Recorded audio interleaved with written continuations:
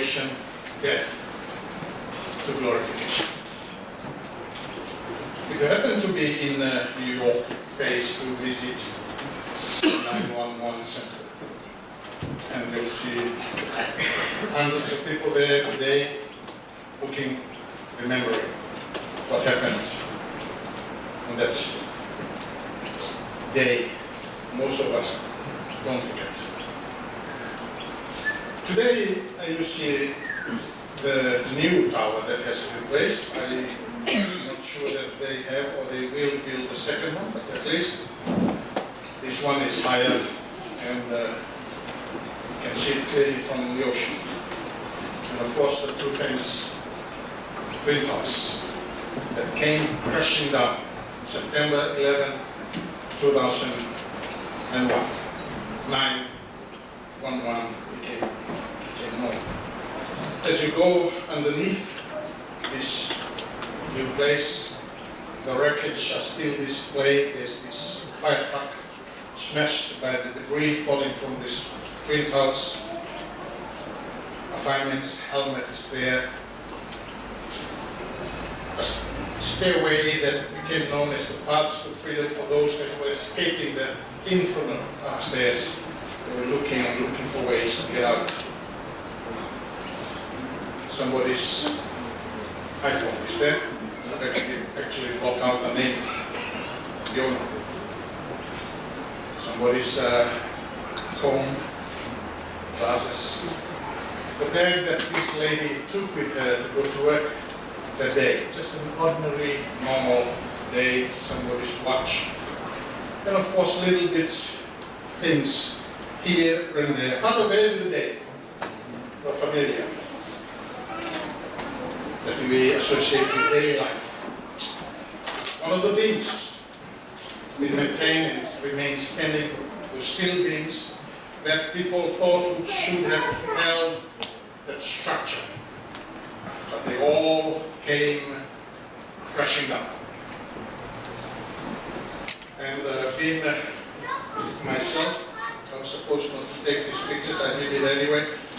The photos of those that perished. The two sides of it is one side, and that's the other, three sides, and that's the other side, four sides, and that's the third side, that's the fourth side, the final side.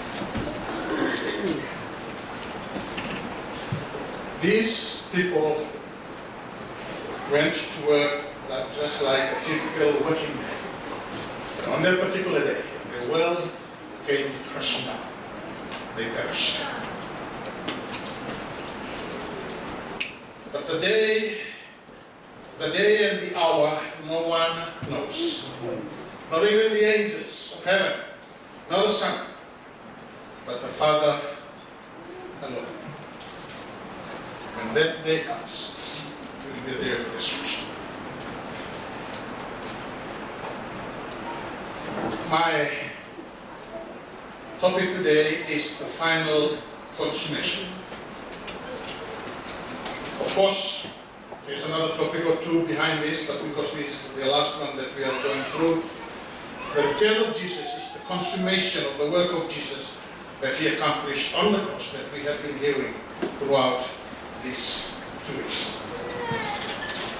And the Bible describes the coming of Jesus as the two harvests of the earth. In Revelation 14, the first harvest, in verse 14, like a son of man, Jesus does this harvest, has a golden crown, Stephanos. This is not royal crown, this is the crown of victory. When the word Stephanos is used, it's the crown of victory. Jesus is coming in victory and to harvest the faithful. Then of course the second harvest, another angel came out of the temple, and to him was the words, take your sickle, reap, because the time to reap has come, for the harvest of the earth is ripe, and the harvest of grapes for the great winepress of the wrath of God is ready. The second harvest is for the wicked. Before I delve into the second coming, I must take this topic because it's a very, very important topic to help us understand what the second coming is all about. And a lot of people are uncomfortable or they don't believe in the judgment, but judgment is very, very clear in Scripture. A lot of people said only the wicked will be judged, but let me say here that we will be judged.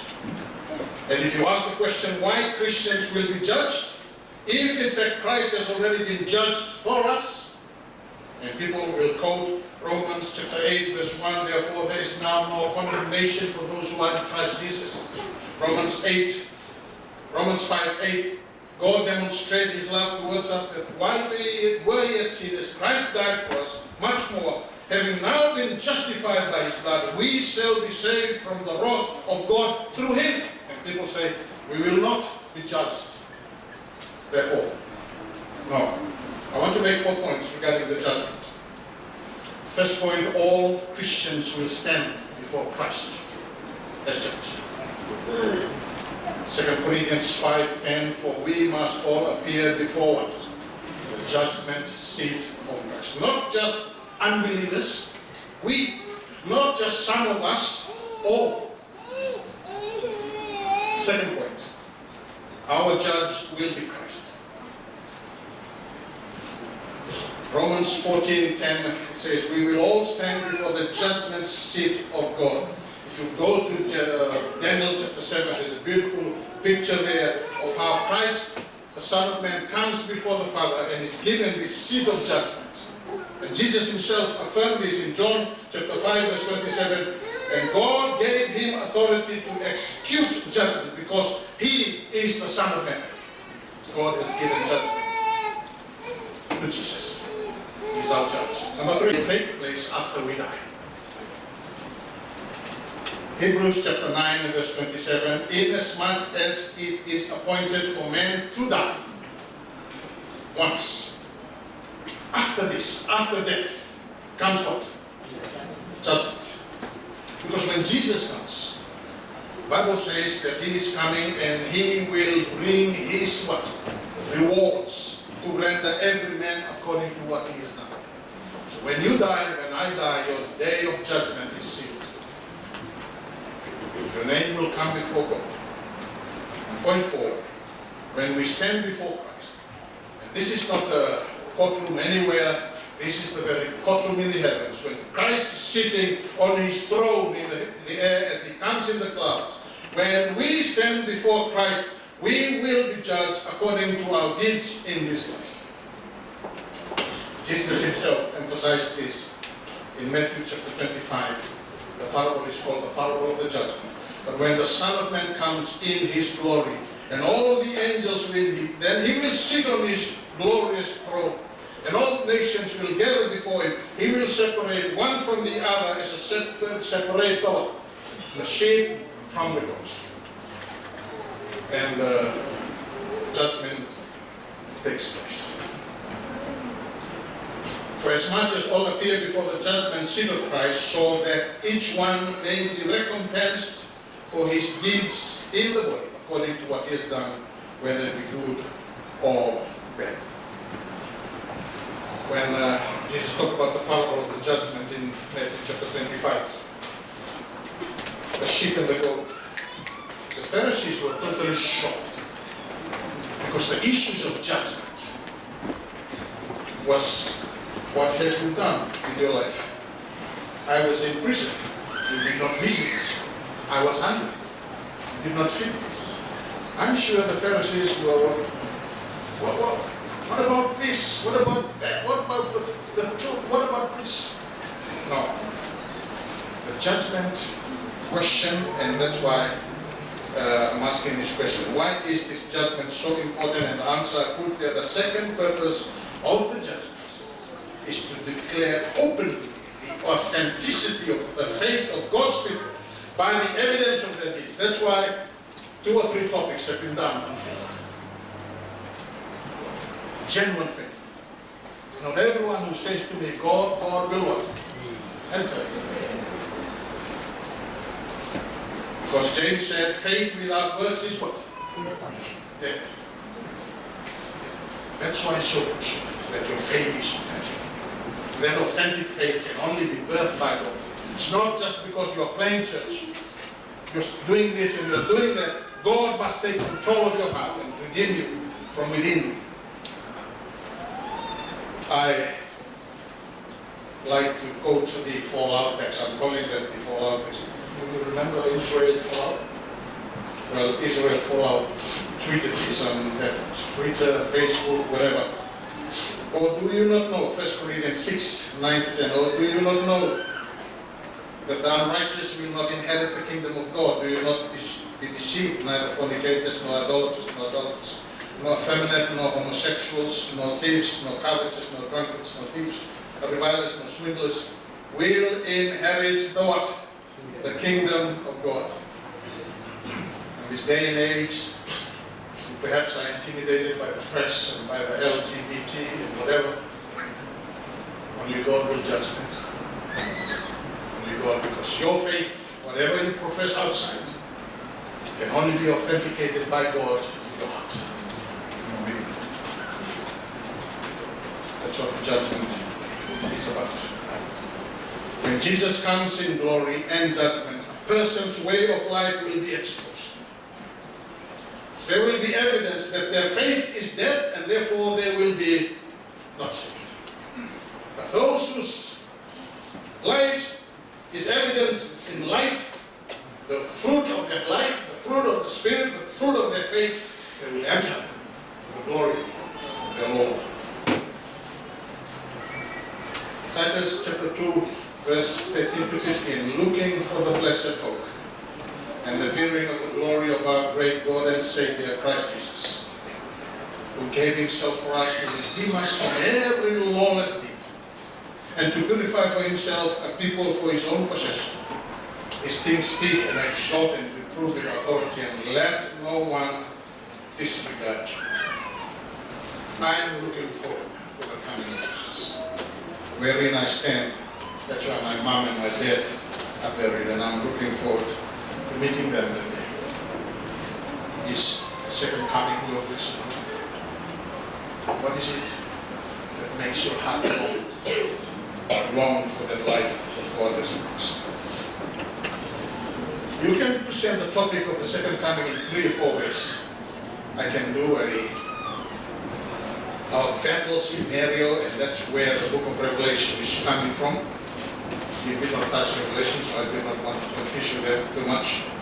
But I will do 2 modes to present the second coming of Christ. And one is, I will present a family perspective, then I will finish off with a theological perspective. Revelation 19 says, let us rejoice and be glad and give the glory to God, for the marriage of the Lamb has come. And his bride has made herself ready. It was given to her to clothe herself in fine linen, bright and clean. For the fine linen is the righteous acts of the saints. In a marriage, that's what Revelation is saying, this marriage is made in heaven. This magnificent moment in history, it's Christ and his people, the church. And they are actually described in the language of a Hebrew wedding. That's why we're looking at it from a family perspective, an Eastern wedding. In an Eastern wedding, the bride and the groom, or the groom goes and visits the bride and is betrothed, or affianced, or engaged, whatever we do. Then the dowry is paid. Then the groom returns to his father's house to prepare a place for them to come, for the bride to come and live there. And in the meantime, the bride is to prepare herself for that wedding. And there's no direct contact. All contact is through a third party. And when both are ready, the groom returns, and there's this wedding procession, and of course, the wedding supper. This is how the second coming is to be understood in the light of this wedding. The betrothal, the engagement, began when he came to this earth. For the Son of Man came to seek and to save that which was lost. That's the betrothal. At Calvary, that's the engagement. He paid the dowry for his bride. He was pierced for our transgressions. He was crushed for our iniquities. And the punishment that brought us peace was on him, and by his wounds we are healed. The groom returns to his father's house and prepares a place. In my father's house there were many rooms. That one or so would I have told you that I'm going there to prepare a place for you. And while the bride stays at her father's house and prepares herself, it says here in 1 John chapter 3 verse 3, everyone who have this hope fixed on him purifies himself just as he is pure. This is where we are. We are waiting. We are waiting for the return of the groom. During this time, they only contact through a mediator. And I will ask the Father, and he will give you another advocate to help you and be with you forever, the Spirit of truth. So await the coming of Jesus. The Spirit, according to the Bible, is the guarantor, the deposit, the assurance, the experience that we will ultimately have when he comes here. And when both are ready, he returns. I go to prepare a place for you. I will come.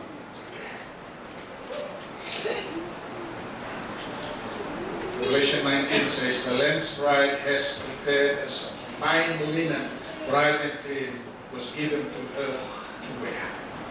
And this is the righteousness of Christ, which I will refer again down the road, down this process.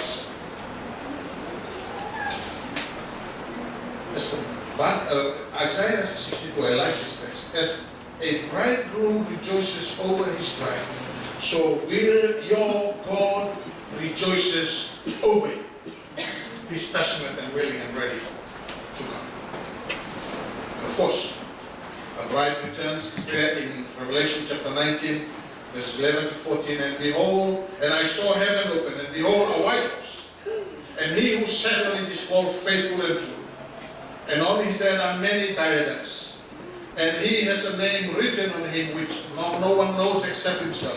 He is clothed in a robe dipped in blood, and his name is called the Word of God. And the armies which are in heaven, clothed in fine linen, white and clean, were following him on the white horse. That is the marriage of the Lamb. And one particular text I've been bringing to your attention throughout this series is Ephesians chapter 1 and verse 4. He chose you before the foundation of the world, that we should be what? Holy and blameless before him. The whole purpose of this coming. Let me now present the theological perspective. And again, talks about the consummation of the coming, consummation of Christ, the coming of Christ, glorification. As Adventists and everyone else who believes in the second coming of Jesus, we are grappling with this issue of the delayed coming. And part of the issues we face is that while Jesus has healed people, people still what? Suffer. While he has triumphed over evil, as we learned last night, evil's destructive power is still around and within us. While Jesus claimed to set free the oppressed, we still see men oppressed through war, hatred, and all sorts of things that are happening around. And we wonder, why? Why is Jesus delaying his coming? Well, on the question of why, because the new era which Jesus introduced was only the beginning of the end. Jesus' death on the cross was God's final act of deliverance. His final deliverance is still to come. That's what the second coming is about. The coming where his people will be glorified. And the question must be asked, why must Jesus come again? People no longer believe in the second coming these days. Others spiritualize as long as he comes into our heart. No, Jesus is coming again. Every eye will see him. Because second coming of Christ is God's answer to the presence of sin in your life and my life. We battle with sin all our life. If I take you back to Genesis chapter 3, verse 17 to 18, it will describe this. Because you listen to your wife, curse is the ground for your sake. In toil you shall eat from it, in the sweat of your face you shall eat bread, till you return to the ground, for out of it you were taken, for dust you are, and to the dust you shall return. We will die on this earth, unless Jesus comes soon. That's the decay, that's the death, that's the consequence of Adam's sin that has passed down to each one of us. And so, sin through Adam, decay and death passed to all men. And what it has done to us, this impact of sin on your life and my life, your nature and our nature, it leaves us naked. It leaves us with a sinful flesh. And it breaks down the life forces through the process of decay. You know, no matter whatever amount of money you use to fight aging, like this, sorry about this. The decay and deterioration is inside. This will continue until the life inside is darkens. So, what is God's answer to this impact of sin on your nature and my nature? What is the answer? The answer is the second coming of Jesus. Because the answer to our nakedness is Jesus' robe of righteousness. The answer to our sinful nature is Jesus through the Holy Spirit, and that is sanctification. We are born again. We live in Jesus, and the answer to decay and death in mankind is the second coming, which is what? Glorification. I will try and analyze this clearly as we go down. That's why we must have the second coming. These are God's answers. Isaiah 61, verse 10. For he has clothed me with the garments of salvation. He has wrapped me with the robe of what?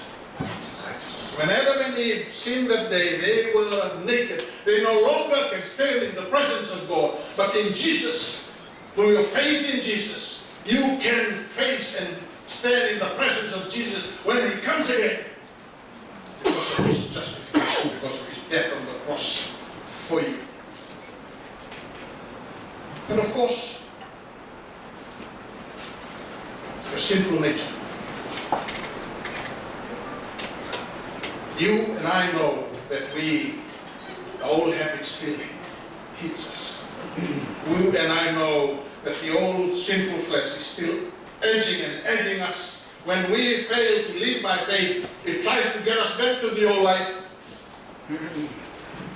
That's where Jesus brings this answer, sanctification. That is Christ in you, the hope of glory. It is through the Holy Spirit in you. In Ephesians chapter 1, verse 13, in him you also, after listening to the message of truth, the gospel of your salvation, having also believed, you were sealed in him with the Holy Spirit of promise, who is given as a pledge of our inheritance, with a view to the redemption and to the praise of his glory. Amen? We also who have first fruit of the Holy Spirit, we even ourselves groan within ourselves, eagerly waiting for the adoption, the redemption of our body. You know, the physical level, you will feel that. Your body is not getting younger, it's getting older, you're struggling with strength, getting tired. You can't do anything about it. You're dying, I'm dying, this whole body. And of course, in our hearts, in your hearts, You long for that peace, that joy, that happiness. Only God can give that through the Holy Spirit, and hence through those we long for the coming of Jesus. And what is the first fruit of the Holy Spirit? When the Holy Spirit comes into our life, it brings the qualities of the life of heaven now. This down payment is a deposit for our inheritance, so we can begin to enjoy the life of heaven now. But we will go wrong. Remember that. Doesn't mean nothing good will not happen. It'll go wrong. But it's inside you. Paul says in 2 Corinthians, while this outer man is decaying, the inner man is growing. The inner man thrives. The work of the Holy Spirit. And of course, the answer to decay and death in mankind is the coming of Jesus. Glorification. And the term that the Bible used for the redemption of our bodies, I'm referring to your physical body and my physical body. When this mortal gives way to immortality and this corruptible gives way to what? Incorruptible. It is when our vile bodies are transformed like unto his glorious body. And Jesus died on the cross. And as our candidates here are affirming today, he died and was buried and rose again. That new body is the body that you will wear, that you will be transformed into when he comes again, that glorious body. And that mortal to immortality is that when he comes, at the last trumpet, when he appears, what is it? We shall be like him. What a blessed day to look forward to. At the second coming of Christ, you will receive new bodies. Hands up those who need new bodies. When the perishable has been clothed with the imperishable, and the mortal with immortality, and the saying which is written will come true, death has been swallowed up in what? Victory. 2 Corinthians 3 verse 10. And we all who with unveiled faces contemplate the Lord's glory. We're contemplating the time that we will be transformed into his image with ever increasing glory. That's what the second coming. Look forward to the transformation of your body, the new you. There's Thursday comes, or sometimes even Tuesday or Monday, and the old body drags itself to walk. Contemplate. Lord, I'm struggling, my back is aching, and I'm struggling, I'm tired, but I'm looking forward, I'm contemplating the transformation I believe, and I want the coming of Jesus.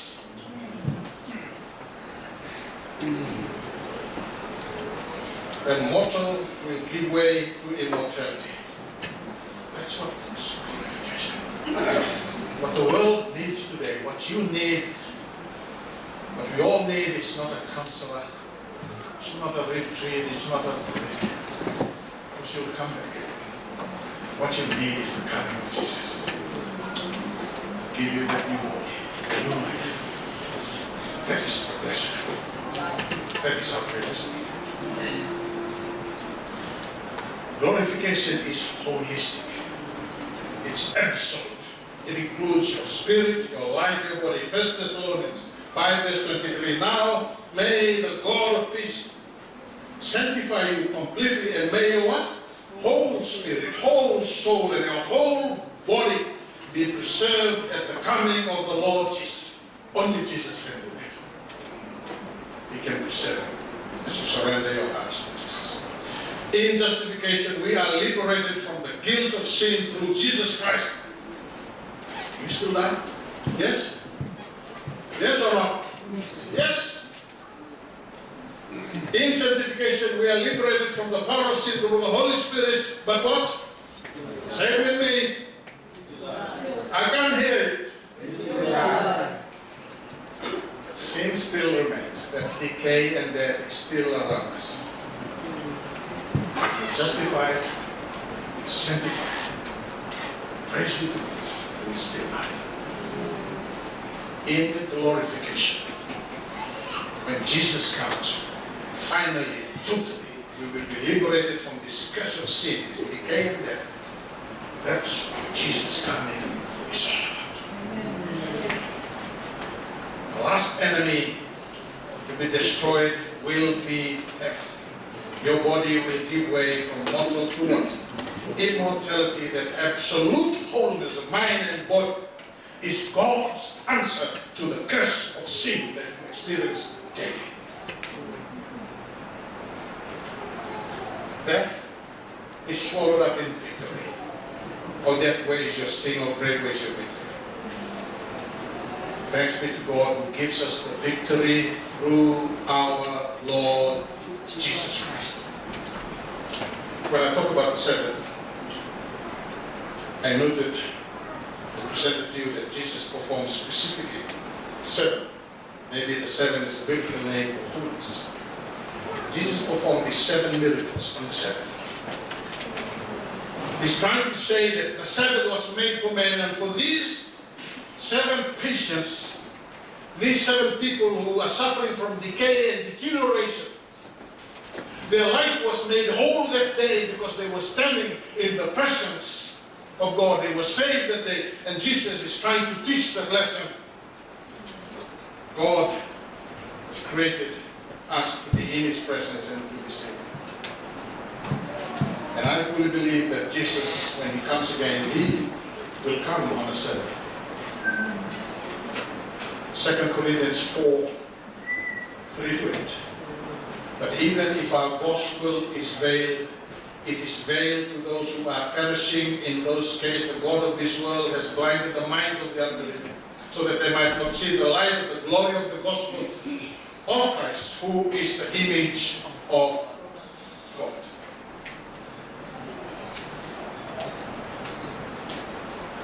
Free at last. Sin will not trouble us anymore. Love has finally conquered sin, and Jesus is the Lord of all. May that day come. And the question is, where will you be? There is the coming of Jesus. Jesus is coming. Scripture verifies that, and I did share in one of the week's nights that there are 2 separate comings. One is the coming of Jesus, and in the coming of Jesus, it's the blessed hope. He comes because He has given Himself to redeem us, to purify us, to get us. But of course, there's another coming. This is the coming of the evil one.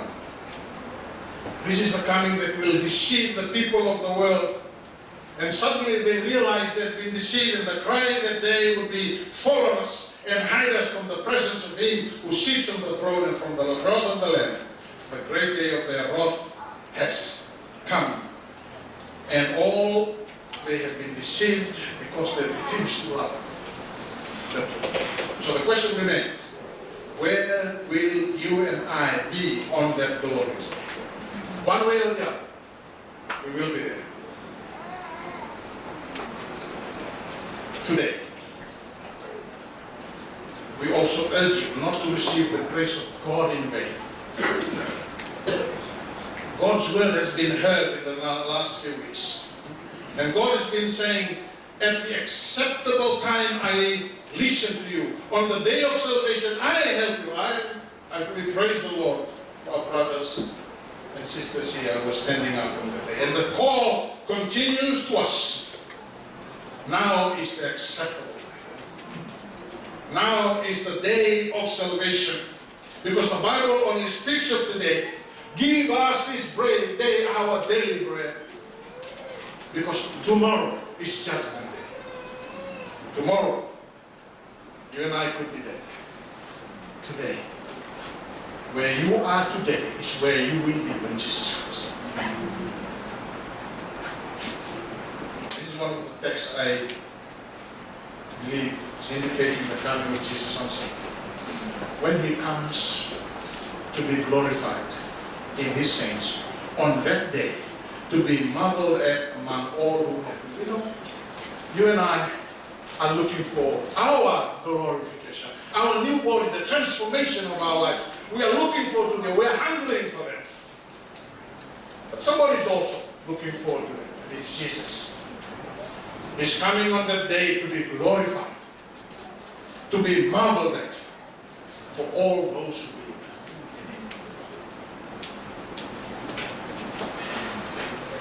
in Him. Here I stand at the door and knock. And if anyone hears my voice and opens the door, I will come in and eat with him, with that person, and they with me.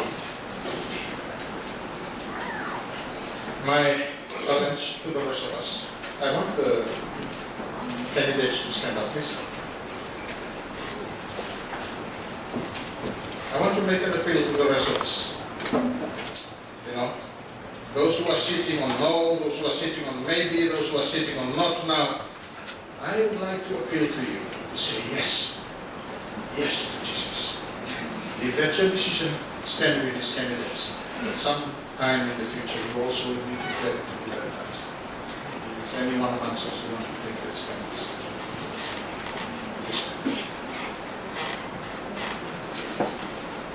God bless you.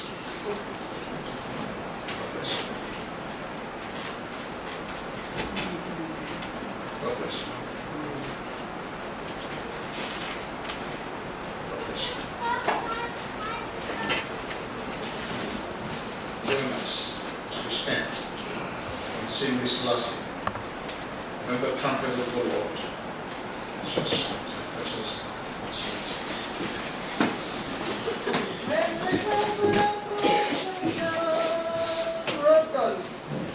When the trumpet of the Lord shall sound, and time shall be no more, and the morning breaks eternal, bright and fair. When the Savior earth shall gather over on the other shore, and the roll is called up yonder, I'll be there.